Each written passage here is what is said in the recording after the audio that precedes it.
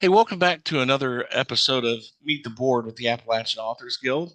Now, today we're talking with a long-standing member, probably one of the original founders, I would imagine, Linda Hudson Hoagland, Yeah, from Tazewell, Virginia. Linda, how are you? I'm fine. Well, good. I'm glad to hear it. Thanks for jumping on and doing another video for our members. Um, I guess let's start off a little bit and tell us a little bit about yourself, what you like to write, and then give us a background as to how long you've been with the Appalachian Authors Guild.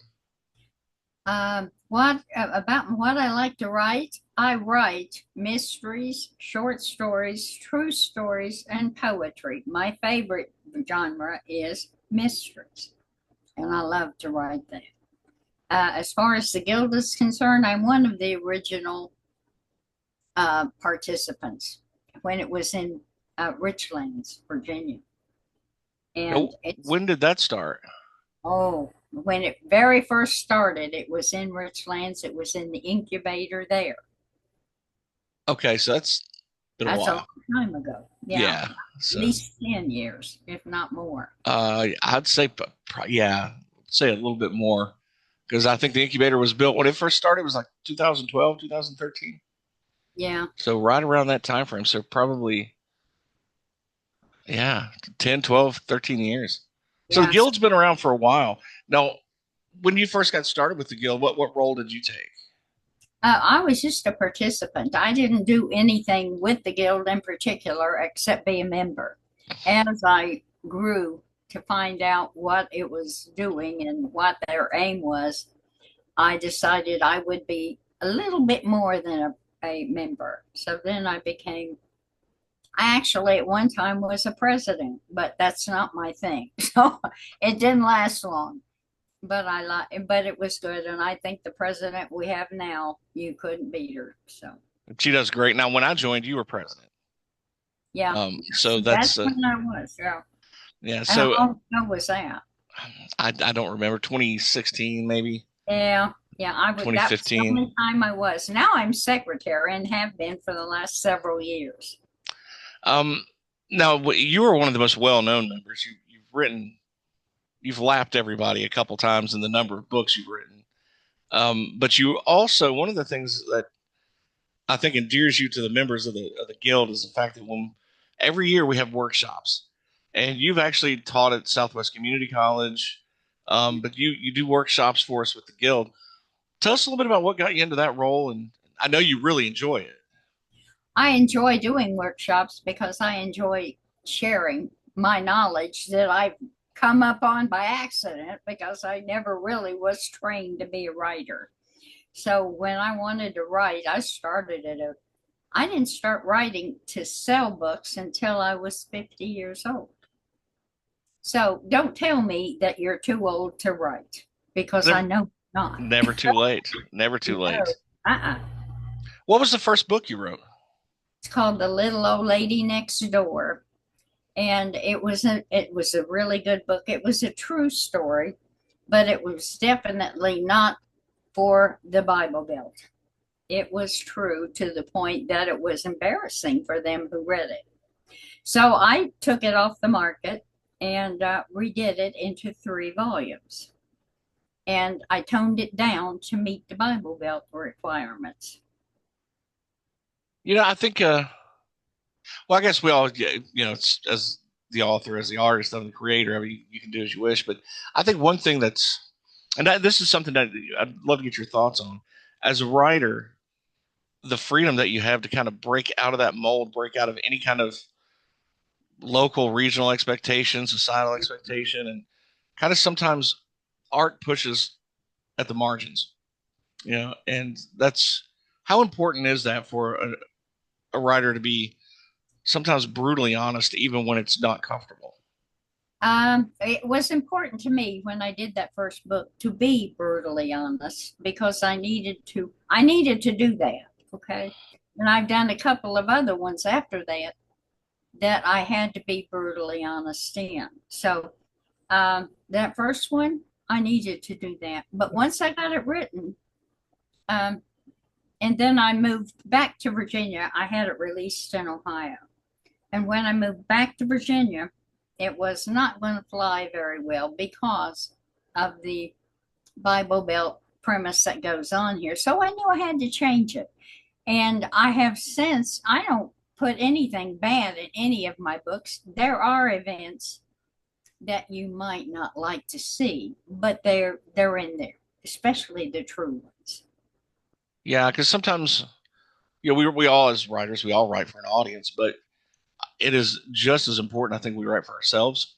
Yeah. That's one of the things that you've talked about in some of the workshops in the past. Talk about maybe some of the workshops that you've taught and what you're going to be working with the guild this year.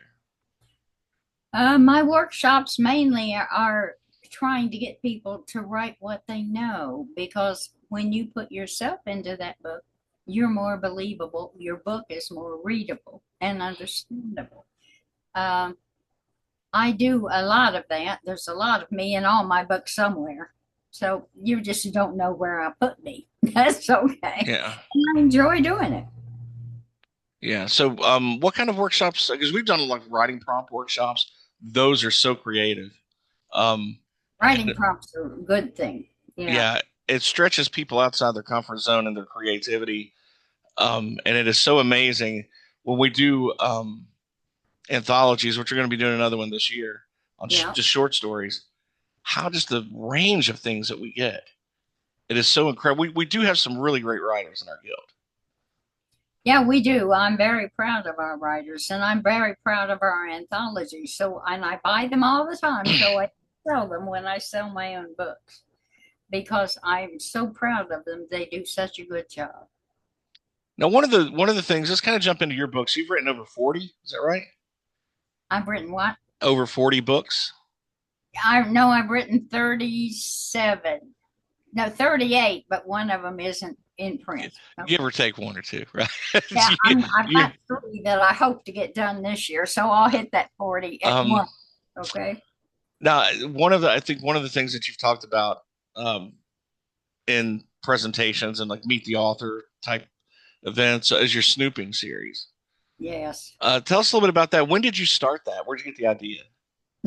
Snooping was begun when Janie Jesse from Jane Carroll Publishing uh, proceeded to print Snooping after Tammy Robinson at Mountain Girl Press started the series. She wanted me to do a mystery, and she wanted them in a cozy mystery, which is a much smaller version of a mystery. And she said, "What do you want to do?" And I said, "Okay." I thought about it, and I said, "I want to be a legal secretary who knows everybody's business in a small town." And that's what I started it with. And then my kids joined in with me, and it became a fun thing to do because we always got in trouble. So a legal secretary knowing everybody's business in a small town. That's not far fetched. No, it's you not. you live in one and I live in one. And but no, that series seems to have been quite popular. And you do a lot of book signings up at Big Walker Overlook or Yeah, Big Walker Lookout. uh-huh. And so how many times are you going to be up there this year? Quite a few, I would imagine. About 20. I'll be Wow. up to about 20, mostly Sundays and some holidays. I do the holidays because other people don't want to be away from family on holidays. My family scatters out and goes and does their own thing. So I go up to Big Walker. It's a really great venue. They've done a great job promoting members of our guild. So I think if anybody's interested in doing a book signing, have a book you want to promote, just get in touch with them. You can contact them through Facebook, Big Yeah, Walker Lookout, and that they've been really good to us up there. One good thing I love about going up there on the weekends, and I'm gonna have to pop in a time or two while you're there because I miss the ice cream, I do and too. they have some of the best fudge. But it's such an artsy little place. So many people from. I was up there at a book signing, and I think in one day I met people from 9 different states, Yes, easily. Good all come tourist. through there. Yeah, And that's the best way to sell your books. If you've fulfilled everybody's dreams locally, go up to Big Walker because you can sell your books there. yeah, But it's a nice hub. there is something you must do, and a lot of people don't. You must talk to the people. You've got to greet them. Yeah, And yeah, otherwise they won't even think about looking at your books. exactly. You gotta get their attention. I love how they set us up next to the door. I can say hello to everybody who comes in and out. Yeah, they can Um, get past this without seeing it. yeah, they might not buy a book, but they're gonna know I write books, Yep. right? So, but that's the good That's, thing about that. And on the weekends, you have live music. Saturdays and Sundays. yes. Sundays is gospel, and you get a So, nice mix of people out there. yeah, they do. Not all Sundays are gospel, but most of them Oh, are. I thought they all were. Okay. No, I guess just the Sundays I've been there, I've caught gospel. yeah, it's probably has been, but But they do have a lot of gospel. but But that's one of those spots culturally when we talk about music and Appalachia and through Virginia, and it's called the Old Crooked Road, yeah, right? So that's part of the Crooked Road right. stops. We have a It lot is. of really great singers and bands and a lot of that really folksy music. So that's really good. Now I guess with being such a I guess one of the most active participants in the guild for years since the beginning, we have a lot of new members, and Yeah, we've grown over the last 2 or 3 years very impressively. Vicky's done an amazing job, like I said, as president of the guild. With new members coming on, what kind of advice would you give them, and what kind of goals would you hope for them as being a part of the guild? the guild can draw you in. It'll let you meet other authors, and you can find out what they do in order to sell their books and what they do to complete their books. Many of the ones who are interested haven't finished writing their books, or some of them haven't even started. They need to be encouraged, and that's what I do. I think that's one of the important things, getting to know other writers. So we don't put pressure on anybody, but we No. sort of hold each other accountable. If say if every time you run into somebody, it's like, hey, how's that book coming along? I need to work Mm-hmm. on it. I need to work on it. I need to work on it. And it's interesting. And I know with some of the newer writers, we started getting they're looking for people to like read a little sample of what they wrote and give them some feedback. And so Yeah. I've been doing some beta reading for some new members that have passed, sample chapter along, and whether my thoughts are what they want to write or not. I can always give some feedback, and some people are sensitive, so you got to get with kid gloves. But I got thick skin, so it never really bothered me. But um, but I think that's one thing that we're very helpful with as far as newer writers, like trying to feel their way along what to do and learning the craft. Because when I first started, I'd already written 3 or 4 books, and man, but I jumped leaps and bounds just by being around other writers. And even though I've written like up to 10, like 10 or 12 now, like Uh-huh. somebody writing their first book, I'm going to pick up some interesting tip that they're doing, Yeah. and always apply. So it's like you're always learning, and that's so fun to me with as far as the guild. So yeah, my goal is I'd love to see more people come out to the in-person meetings, make new friends, jump on the Zoom meetings in the evenings when we do them, and have some really interesting discussions.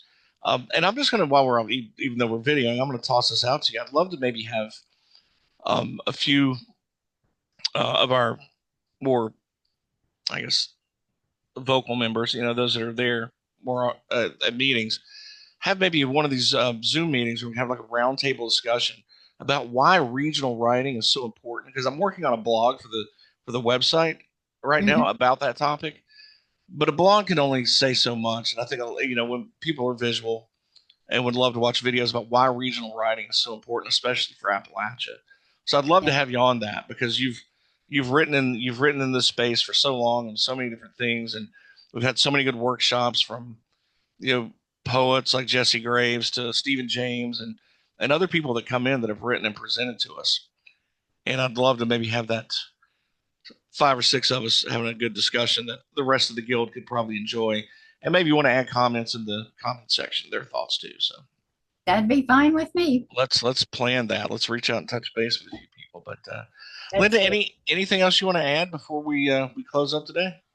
Well, I've got 3 books in the works right now, another collection of poetry, another collection of short stories, and of course, another snooping. Well, looking forward to that. So, but we Okay. have another in-person meeting here coming up the second Tuesday in March at Fiddler's Restaurant in Abingdon. Seems like early on in the guild we had everything was in Richlands, but it gravitated over toward Abingdon because it had members from Bristol, parts of Tennessee, and Right. on down the road in Wytheville, and like everybody needed a more central location. So that worked out really well. I wish we had more people from here that would come. But maybe in time we're growing, we're getting more and more people. So I think the guild's going in a great direction and really helpful for a lot of people. So thanks again, Linda, for all you've done for the guild and the members over the years, and looking forward to many more. Thank you. I appreciate your letting me speak. Thank you. Absolutely, absolutely. And if you're not a member of a guild, whether you're from Appalachia or not, look up your local guilds and join if you're interested in learning the craft. If you're from around here and want to join the guild, it's AppalachianAuthors.com, and you can join online and keep up with our meetings. And thanks again, everybody, and we'll see you down the road.